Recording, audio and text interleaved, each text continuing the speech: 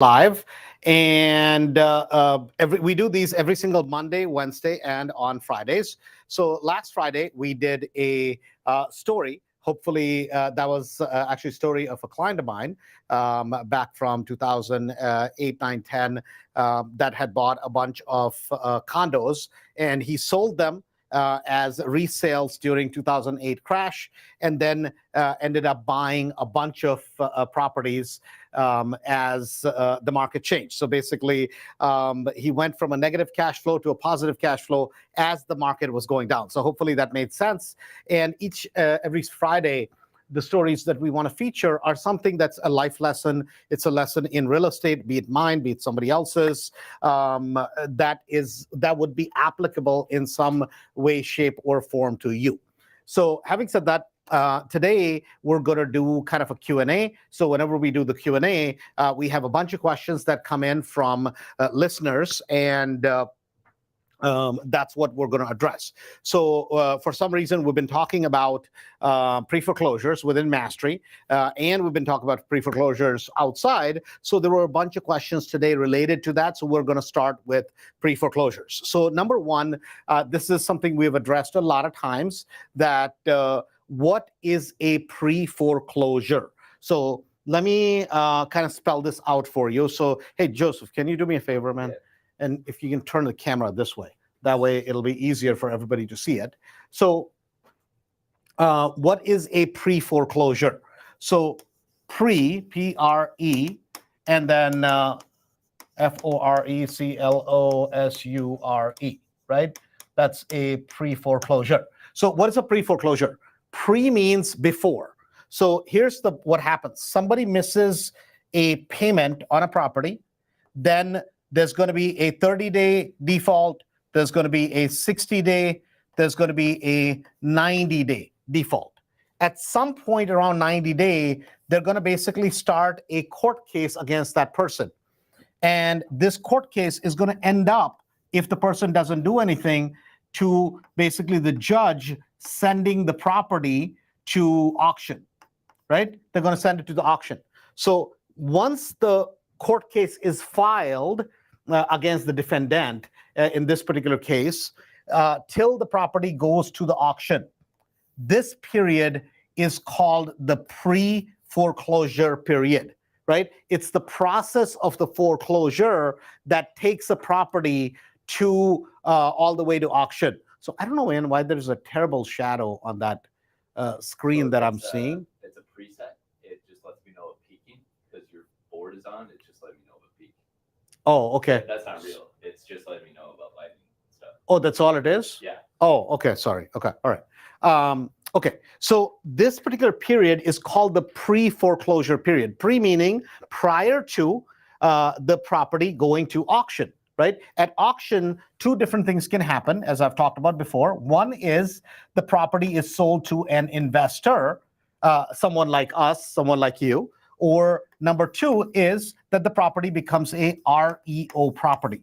So why is this critical period so critical? The reason why this period is so critical, because number one, it's a period where you can pick up a lot of deals, right? You can pick up a lot of properties that are off-market properties, meaning they're not listed on the multiple listing service, right? As everybody knows today, the inventory is low, especially good quality properties. They're being bid up quite a bit. And what's happening is that there are about 26,000 houses like this, 26,000, right? Properties like these that are available right now if you want to buy these, and they're not listed in the MLS. I mean, literally, there may be 100 or so houses that are listed that are pre-foreclosures right now in the MLS. I think there's 130, 140, something like that, compared to 26,000, right? Every week, I just pulled a list today. Every week, there are about 700 houses that are going to the foreclosure auction. So why we've been talking about so much of pre-foreclosures is, imagine you being able to buy a property before it ends up at auction, right? So it gives you a tremendous leg up. And so you can pick up a lot of off-market deals with a lot of equity. Just today, I gave another list to Miss Yolanda. Last week, she had found a couple properties. Today, I gave her another list. She's from Mastery, and she's going after a lot of these properties that are pre-foreclosure properties. So the reason why pre-foreclosure are important is there's a heck of a lot of properties, and you can pick up these deals directly from homeowners before they end up from auction, and they can end up being some of the most incredible deals, because a lot of times people think, oh my God, property is going into pre-foreclosure. It must be upside down. Actually, nothing could be farther than the truth, because there are about a good 20% of properties that go to auction that have equity in these properties. Think about it. 20% of properties, if not more, that have equity in them. Why would these people let these properties go to auction? So just today, right? Archer Heights, there's a property we were talking about, and I told Miss Yolanda, go and get this property under contract today, right? Why? Because this property has amount of equity on that is owed is $60,000-$70,000, and guess what the property's worth? About $260,000. Property's worth $260,000. And it got canceled for the auction. So this is a property that we need to go after, because now we have a month and a half, 2 months before it'll go back on the auction circuit, so we can pick up the property. That's the reason why pre-foreclosures are so important. And pre-foreclosures, you have 2 or 3 different choices, right? If the property's upside down, meaning the seller owes, let's say, $200,000, and in the present condition, property's only worth $150,000. Well, guess what you can do? You can go to the bank and you can do a short sale. You can buy that property for $100,000, $90,000, $110,000. Why would they agree to it? Because in the present condition, the property is not worth what it would be after it gets fixed up.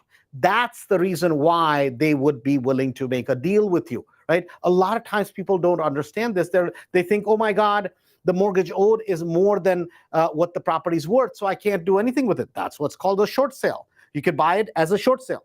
Number 2, you could, if the seller has really, really, really good interest rate, you could buy it as a subject to. You could help the seller save the property.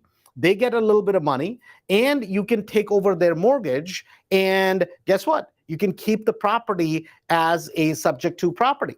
Number 3, you could go ahead, like what I just said to Ms. Yolanda, which is like, hey, listen, let's just basically buy the property directly from the seller, give the seller a little bit of money, right? Instead of them basically losing the property completely, we'll give them some money also, because now it's postponed from the auction. So now we have the time to be able to go and get this property directly from the seller. So you have so many options. That's why pre-foreclosures are such a great place for you as a real estate investor to go and buy these properties. So hopefully that makes some sense as to what is a pre-foreclosure. Of course, today on the live, I'm not going to have time to go, okay, how do I knock on the door? What do I do? What do I say?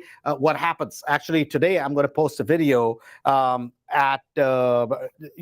basically the social media channels like Facebook, that kind of thing. And maybe it'll come up on Instagram also, about going and knocking on the door for a seller this morning. This was a property that was going to auction. So it's a great way for you to start learning, absorbing all the content that we put out, and so you can make some sense of it.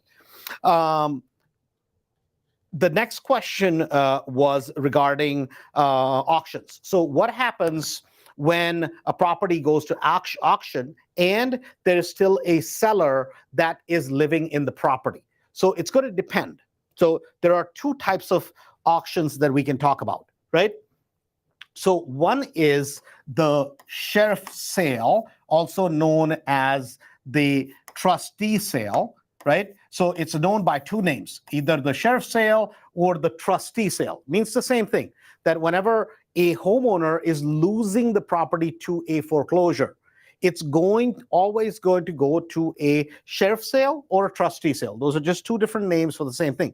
Or number 2, it may be a online auction, right? This is a auction that takes place in person, or it may be a online auction Now, in this case, it's going to be a little bit different. So here, what's happened is the seller is still living in the property and the property is going to auction. So let's understand this. Let's say it's Mr.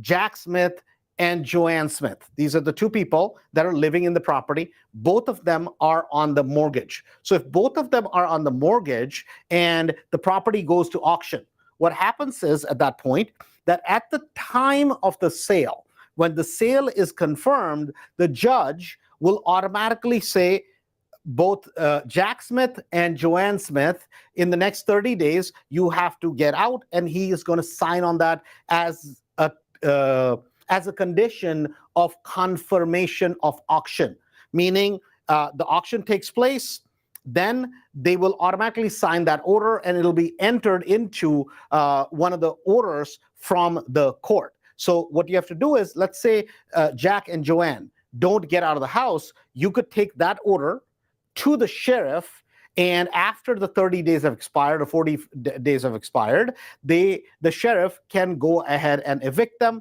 Only condition is that if it's middle of winter, when it's below 30 degrees outside, or there's it's really, really cold at that time, temporarily each year they stop the evictions, but otherwise they will basically evict the person for you because there is a order from court.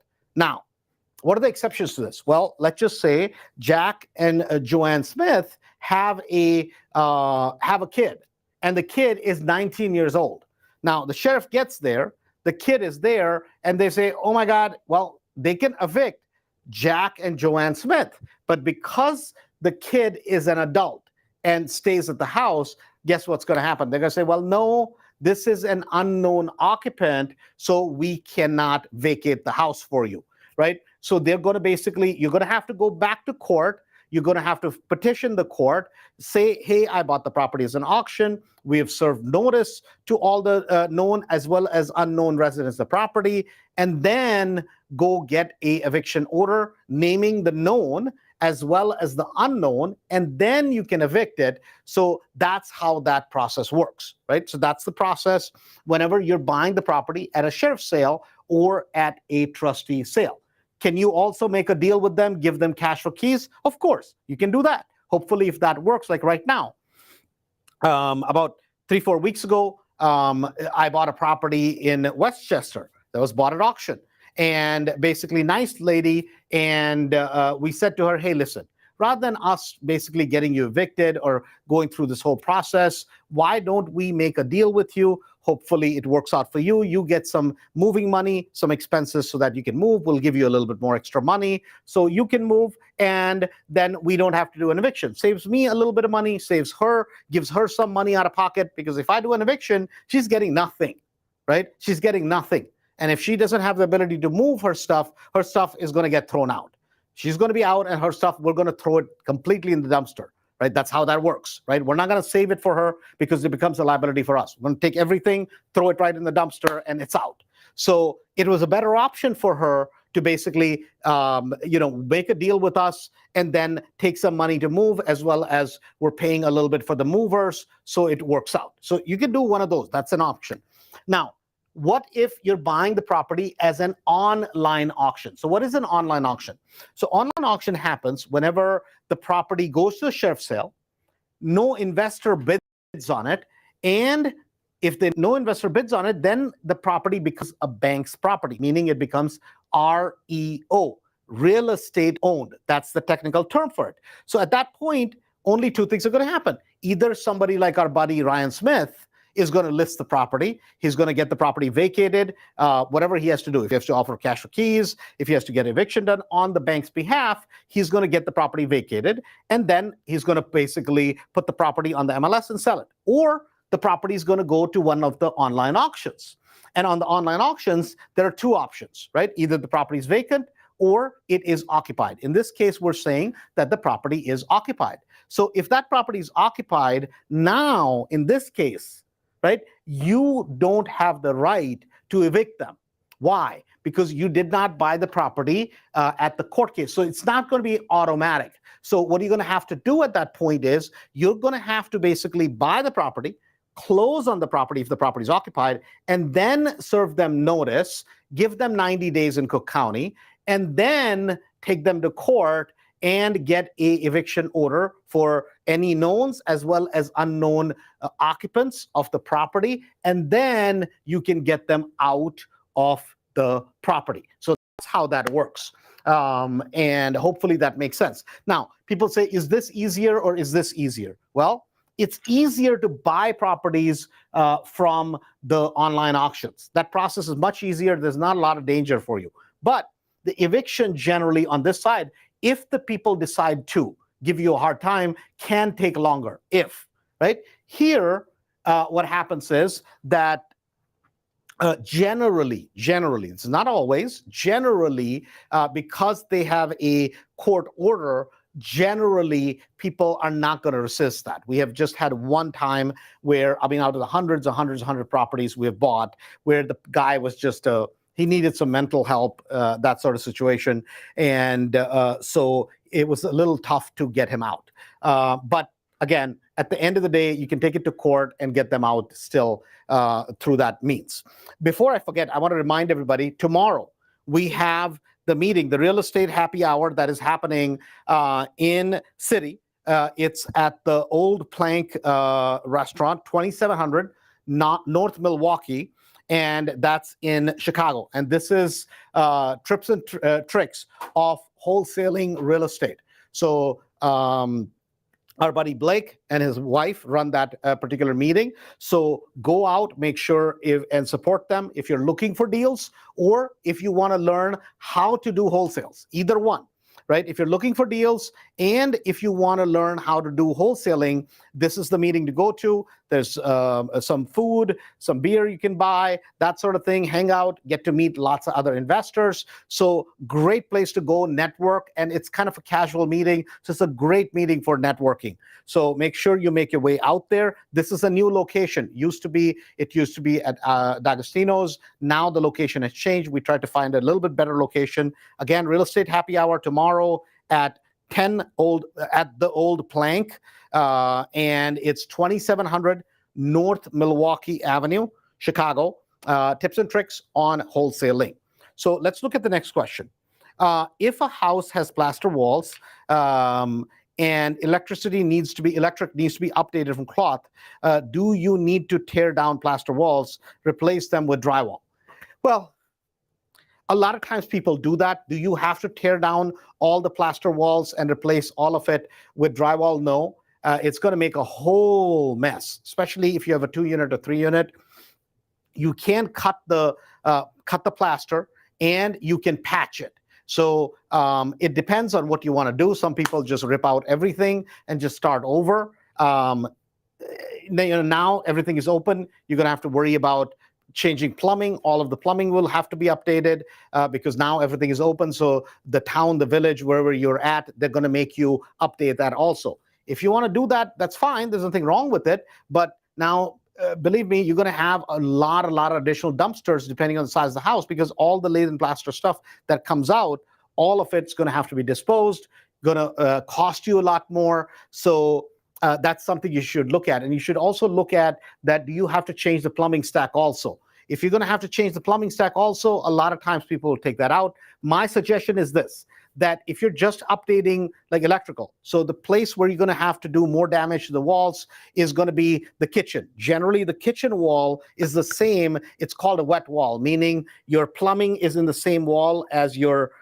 kitchen and the bathrooms. That's pretty general for these older houses. So if you don't have to take out all the lath and plaster throughout the whole house, I would not do it. I would only remove it from that wall and cut wherever you're going to put electrical. That's going to be a lot cheaper for you.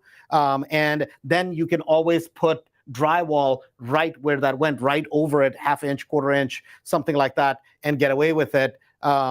Maybe much easier to do. You can even patch it, because if you start taking out all that lath and plaster out throughout the whole house, that is a lot of work, right? And then also, depending on where you are, you may have other codes now that you may have to update the whole house to. So you don't want to get in that mess if you can help it. So just something to think about, that before you do that, just beware of that sort of an issue. So hopefully that helps. But guys, this is important, that especially if you're buying a house that is that old and it has cloth wiring, make sure that when you do the inspection or when the village comes out, this is especially true for Berwyn, this is especially true for, say, Cicero. If they see a cloth wire that is hanging, right, they're going to say, okay, update the code. If they just see a fixture there, even if the fixture doesn't work, they'll just say, oh, the fixture doesn't work. That's fine. But if they don't see the cloth wire, they can't make you replace it. But if they see it, now they're going to make you replace it. This is just how that works. So I hope you pay attention to that, because replacing all that much cloth and then putting conduit throughout the building or throughout that single family home, whatever it may be, now you replace that. Now you got to replace obviously your main electrical panel. Then you may have to put in new service. So all of that just grows and grows, and it ends up being really, really expensive sort of a thing.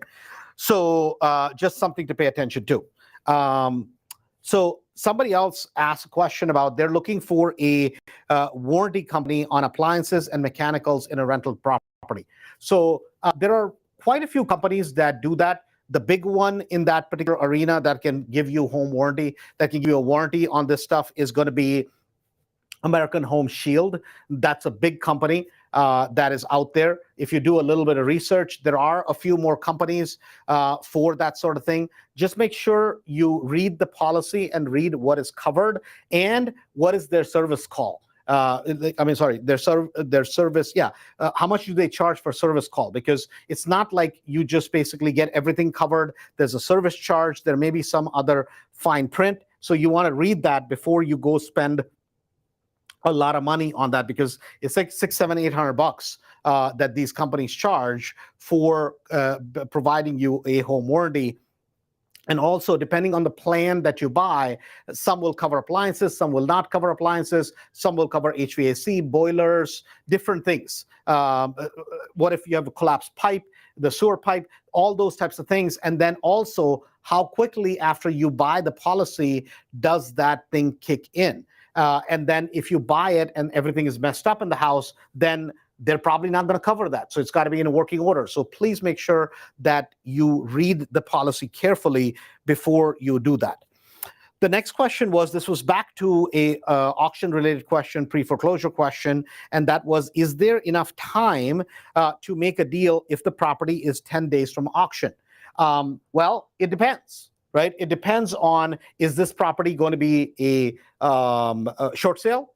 May not be enough time. Is this property going to basically, it's behind and all you have to do is just catch up the payments and then buy the property off the seller or take the property subject to? It may be enough time to go ahead and stop the auction. So the question is, it depends on what that particular situation is. If you guys need any specific help regarding that, you can always reach out to Attorney Gina Diaz's office, Diaz Case Law. They can certainly help you with this type of situation if this is something that you are running into. So Diaz Case Law in Berwyn, Attorney Gina Diaz, you can reach out to their office. They will be happy to help you on this particular subject.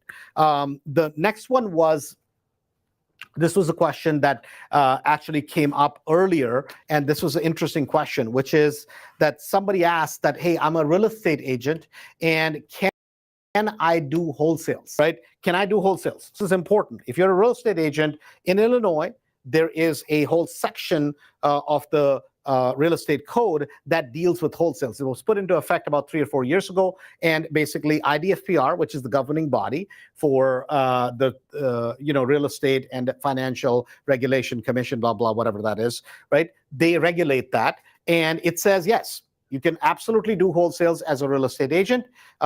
You just have to wear one hat at a time. Meaning, what that means is, in terms of ethics, in terms of doing the right thing, that if you're going out, let's just say you send a postcard to a seller, to a probate list, or to a pre-foreclosure list, or whatever it is, and you do marketing, and it says, hey, I'm a cash buyer, I'm looking to buy the property, blah, blah, blah. Is that okay? Sure.